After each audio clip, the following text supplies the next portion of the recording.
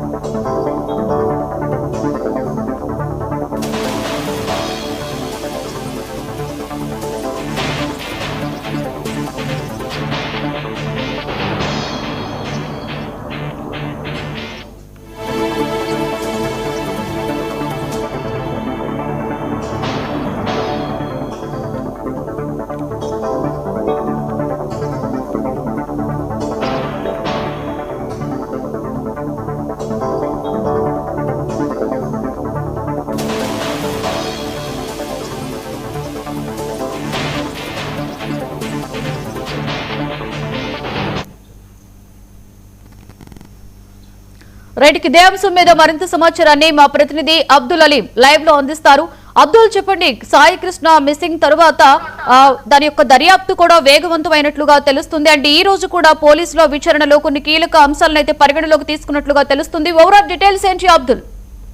Thank you Lakshmi. ఆంధ్రప్రదేశ్లో సంచలనంగా మారిన ఏదైతే సాయి కృష్ణ హత్య కేసు సంబంధించి కూడా పోలీసులు విచారణ ముమ్మరం చేశారు. ఇందులో భాగంగా ఏసీపీ దైవప్రసాదం బృందం ఈరోజు ప్రత్యేకంగా కూడాను కృష్ణలంక పోలీస్ స్టేషన్తో పాటు స్వర్గపూర్లో కూడాను ప్రత్యేక తనిఖీలు నిర్వహించింది. ఇందులో భాగంగా రాష్ట్ర వ్యాప్తంగా పెద్ద ఎత్తున పోలీసుల తీరుపై విమర్శలు వస్తున్న నేపథ్యంలో ఈరోజు ప్రత్యేకంగా పోలీసు బృందాలు ఏదైతే అటు బంధువులు కానీ కుటుంబ సభ్యులు కానీ ఆరోపిస్తున్నట్లుగా కృష్ణలంక స్వర్గపురిలో తమ సాయి కృష్ణని దహనం చేశారని కూడాను వారు ఆరోపిస్తున్న నేపథ్యంలో దానికి సంబంధించి ఈరోజు పూర్తి విచారణని అక్కడ ఏసీపీ దయప్రసాద్ తరపున ఎవరైతే టీం ఉన్నారో వారందరూ కూడా ఆ ప్రాంతంలో విచారణ జరిపారు. ప్రత్యేకంగా ఎవరైతే దీనికి సంబంధించిన ఆపరేటర్లు ఉంటారో వారందరినీ కూడా విచారణ జరిపిన నేపథ్యమే కాకుండా మరోపక్కన భాష అనే వ్యక్తిని కూడాను పోలీసులు అదుపులో తీసుకున్నట్లుగా సమాచారం. భాష ప్రత్యేకంగా కూడాను దహన సంస్కారాలు అంటే అనాథ దహన సంస్కారాల కార్యక్రమాన్ని నిర్వహిస్తారు. ఈ నేపథ్యంలో ఆయన అదుపులో తీసుకుని విచారిస్తున్నట్లు కూడా తెలుస్తుంది. ఈ విషయాన్ని పోలీసులు ఇంకా ధృవీకరించలేదు. ప్రస్తుతం భాషకు సంబంధించిన మొబైల్ ఫోన్ కూడాను ఏసీపీ దయప్రసాద్ బృందం అదుపులో స్వాధీనం చేసుకోవడం జరిగింది.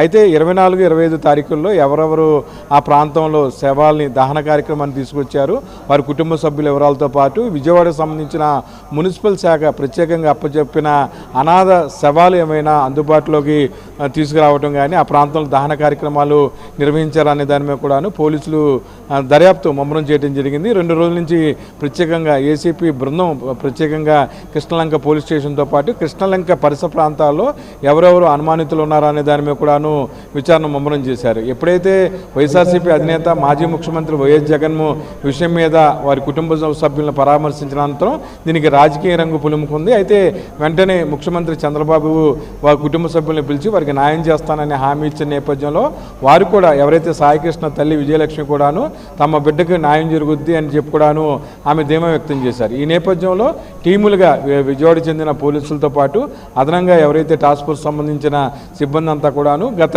నెల రోజుల నుంచి విజయవాడ కృష్ణలంక పోలీస్ స్టేషన్ చుట్టూ ఏమేం జరిగాయనే దాని కూడాను ప్రత్యేకంగా విచారణ జరుపుతున్నారు. ఇందులో భాగంగా ఈరోజు కృష్ణలంక బస్టాండ్ వద్ద ఉన్న స్వర్గపురి శ్మశాన వాటికలో కూడాను 24, 25, 26 వరుసగా ఈ తారీఖులలో ఏ అయితే దహన సంస్కార కార్యక్రమాలు జరిగాయనే దాని కూడాను విచారణ జరుపుతున్నారు. చేస్తున్నారు. ప్రత్యేకంగా ఏదైతే ఐడెంటిఫై కాని అనాథ శవాల విషయంలోనే ఈ దహన సంస్కార కార్యక్రమం జరిగిందని చెప్పి కూడాను పోలీసుల దగ్గర ఉన్న సమాచారం నేపథ్యంలో ప్రత్యేకంగా అనాథ శవాలను దహన సహకార కార్యక్రమాలు నిర్వహించే భాషను కూడాను పోలీసులు అదుపులో తీసుకున్నారు. దీనికి ఏమైనా ఇన్ఫ్లుయెన్స్ చేశారా అనే దాని మీద కూడాను భాషకు సంబంధించిన ఫోన్ అదుపులో తీసుకుని కాల్ డేటా కూడాను పరిశీలిస్తున్నారు లక్ష్మి.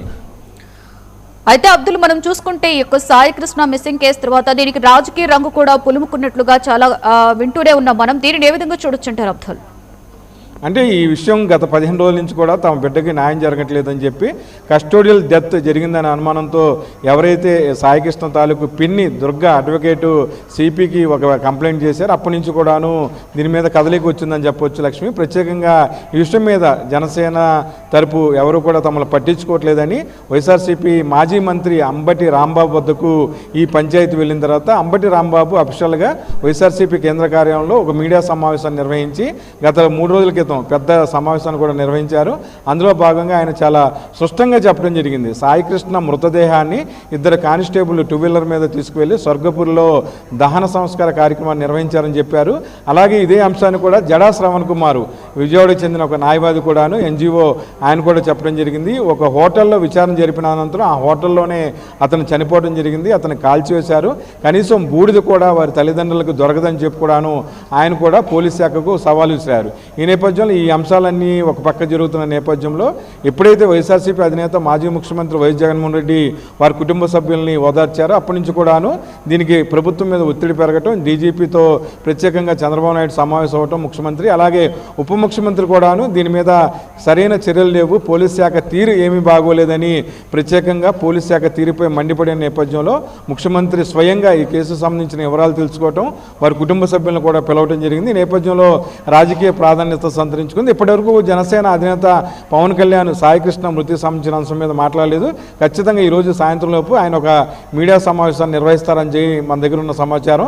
జనసేన కూడాను రాష్ట్రంలో జరుగుతున్న అన్యాయ అక్రమాలని ప్రశ్నిస్తుంది. అంతేకాకుండా ప్రభుత్వం తరపున ఏమైనా తప్పులు జరిగితే ఖచ్చితంగా ఎత్తి చూపుతామని చెప్పి కూడాను ఇప్పటికీ జనసేన నాయకులు చెప్పడం జరిగింది. ఎవరైతే ఆరోపణలు ఎదుర్కొంటున్నారో తమని డబ్బు ఎరచూపారు అని చెప్పి ఈస్ట్ నియోజకవర్గ జనసేన పార్టీ చెందిన అమ్మిశెట్టి వాసు కూడాను తన మీద వస్తున్న ఆరోపణలు ఖండించారు. ఇప్పటికే అమ్మిశెట్టి వాసుని జనసేన అధినేత ఉప ముఖ్యమంత్రి పవన్ కళ్యాణ్ పిలిచి ఇటువంటి విషయాల్లో జాగ్రత్తగా వ్యవహరించాలని చెప్పి కూడాను ఒక వార్నింగ్ ఇచ్చినట్లుగా సమాచారం Lakshmi. Right, thank you Abdul.